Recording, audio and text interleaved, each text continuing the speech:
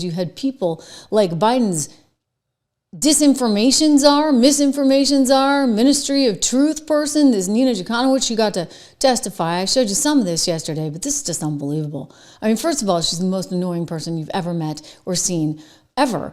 Like, ever.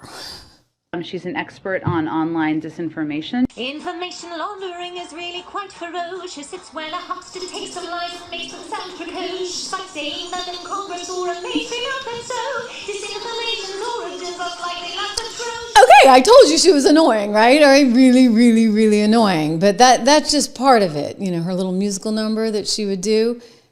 Here's the testimony where she's speaking there before the House Foreign Intelligence Committee. And guess what? They're quizzing her on all this stuff because she was deciding whether or not information was getting out or not. This was an arm of the State Department. By the way, it goes back to Elon Musk. Thank goodness he bought X, because otherwise we would have still been living in a world where everybody was banned. For goodness sakes, they banned the President of the United States. They kept the Ayatollah and they banned President Trump.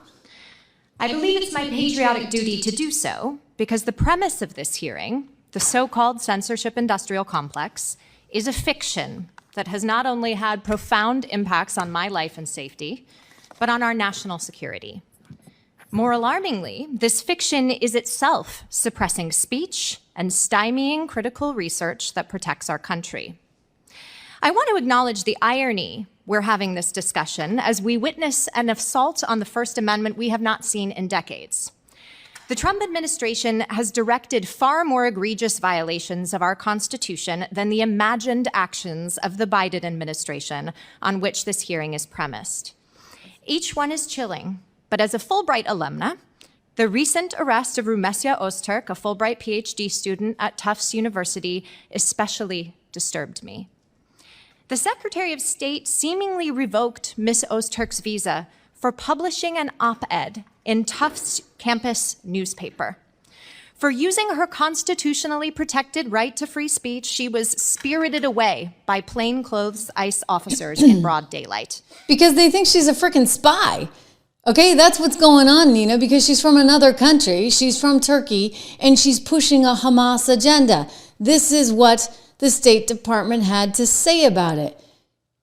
Basically, that she was pushing an agenda that wasn't in line with our foreign policy. And guess what? Marco Rubio has every right, thanks to a 1952 law that enables him. It came out of the Cold War era. You're not in line with our foreign policy, and you're here on a student visa, guess what? Bye-bye. I mean, she's not the only one. He's like out there getting rid of them left and right. 300. At least 300, he tells us, because guess what? It is a privilege to be in this country. And Ozturk, you want to come here and you want to write these op-eds, and the other guy, Mahmoud Khalil, you want to organize and create these protests and wind up shutting down classes at Columbia University because kids aren't safe. It's shutting down graduation. Well, we don't have to have you here. You know what? You can go home and you can do that kind of stuff in your country all you want. Right? Like Rubio is 1,000% right. And guess what? He has the law on his side thanks to this 1952 law. This is important, guys. We revoked her visa. It's an F1 visa, I believe. We revoked it, and here's why. And I'll say it again. I said it everywhere. Let me be abundantly clear, okay? If you go apply for a visa right now, anywhere in the world, let me just send this message out. If you apply for a visa to enter the United States and be a student, and you tell us that the reason why you're coming to the United States is not just because you want to write op-eds, but because you want to participate in movements that are involved in doing things like vandalizing universities, harassing students, taking over buildings, creating a ruckus, we're not going to give you a visa. If you lie to us and get a visa and then enter the United States and with that visa participate in that sort of activity, we're going to take away your visa. And once you've lost your visa, you're no longer legally in the United States, and we have a right, like every country in the world has a right, to remove you from our country. Boom. Okay, so this is a 1952 law. It's actually called the McCarran-Walter Act. also known as the Immigration and Nationality Act of 1952. And basically it enables the State Department or Homeland Security to deny or revoke visas, including student visas, based on security grounds. It also bars entry to individuals for reasons such as membership in subversive organizations, perceived threats to national security, or any other criteria that, again, is perceived as a threat. So I'm sorry, but the tough student who's out there engaging in Hamas support is not going to have a place at Tufts University, which, by the way, is federally funded in part, in this playbook, right? Not with this administration. I'm sorry. You want to do us harm? You're not for our policies. You're suddenly in a very different position. So Nina's all worked up about that. But she's also, interestingly, trying to pretend like this was all fiction. Like they never tried to shut down anyone's account, that somehow there was no conspiracy. Trust me, like this is not even conspiracy. Like this actually happened. Do you know how many people I know that lost their Twitter accounts? How many people, yours truly included, that got like locked out of Facebook for a year? You couldn't access the audience over there. I mean, this was real stuff going down. And yet she tries to play it off, gaslighting again like it was nothing. I believe it's my patriotic duty to do so because the premise of this hearing, the so-called censorship industrial complex, is a fiction that has not only had profound impacts on my life and safety, but on our national security. More alarmingly, this fiction is itself suppressing speech and stymieing critical research that protects our country. I want to acknowledge it's not fiction, okay?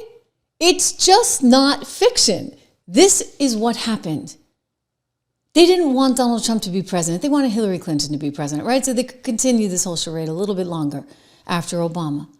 Well, and then Trump came along. At first, they were all for it because they thought, oh, great, we'll be able to beat him easy peasy. And then, it turns out he wasn't that beatable. So they put in place this whole Russia thing so as to be able to spy on the Trump campaign and figure out what was really going on.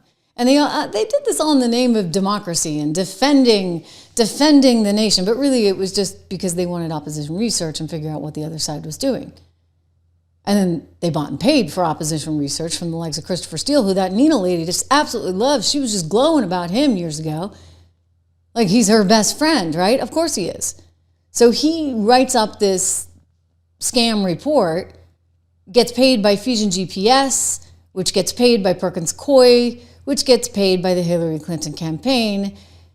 And then in the meantime, we got Comey with all his honeypot operations, finding ways to be able to wiretap Trump Tower. I mean, this is pretty bad what went down. And this woman wants to sit there and tell you like it's fictional, to think that anything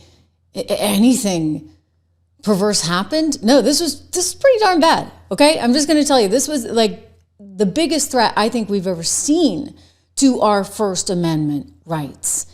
And here she is with her little Sunlight Project. Maybe she has a song or two about that one too, refusing to admit who's actually funding her. It is believed it is George Soros. Here's the Q&A on that part. Ms. Jankowicz, your organization, the American Sunlight Project, claims to have a commitment to transparency and apparently does not extend to disclosing its donors. Has the American Sunlight Project received funding either directly or indirectly from the George Soros or his foundations, including the Open Society Foundation? Thank you, Congressman. I've received a lot of threats for speaking out. And so I've decided that we are going to abide by the rules that other 501c4s in our country abide by. And we are not required to disclose our donors, small or large, because I frankly don't want them to be threatened the way that I have been. So sunlight for other people, but not for your donors. If you're interested in more sunlight, I welcome you to introduce some legislation to overturn Citizens United, sir. You heard that. No sunlight for the donors. Sunlight for everything else. No sunlight for the donors. You realize that Joe Biden's biggest regret about his administration was that he did not control information enough. That's what he told Susan Page at USA Today. So this one was just trying to gaslight you some more. And look, lots of misinformation. We've talked about this a lot. I mean, I don't need to get into it today, but you know about the Smith-Bunt Act. You know about 1948 and how they basically reversed this thing under Obama in 2013. So suddenly all the money that used to go for propaganda overseas could suddenly be used for propaganda right here in a big giant psych op against us. So if you wonder why the media has been so insane, why the likes of Whoopi Goldberg would say the things she said, or Joe Scarborough, or any of these people trying to suggest that somehow Donald Trump is the next Hitler. I mean, think about how disgusting that is to say in and of itself to everyone that died in World War II. To all of our allies that died, to all of our U.S. troops that died, to all of the Jewish people that were massacred. I mean, my gosh. And they sit there with a straight face and they try and tell you he's the next Hitler. They say the same thing about Elon Musk as well. It's unbelievable to me. It's disgusting to me. And you know what? It's got to stop.